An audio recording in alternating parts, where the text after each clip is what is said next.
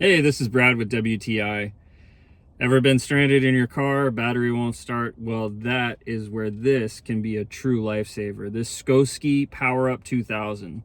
So in my hands, I have some powerful stuff to get your car jump started, especially when either you don't have jumper cables or you can't find somebody else with jumper cables or no one else is around to help you jump your car because then you need another car to jump. And what we really like about it is it's small, it's compact, it's nice and thin. It'll fit in a glove box along with these attachments, and it comes with this nice little bag, like a waterproof bag that will keep everything together. It comes with this. It comes with a USB-C that you can use to charge it, and you can also use to charge your devices in reverse if you need to. Another thing that's nice about it is it has this little flashlight feature. It's a flasher, and it also has a setting where it does the Morse code for SOS, which can be nice. We had to use it with our generator because the battery was weak on it. So that way we could jump start our generator and just use the push button instead of the pull start.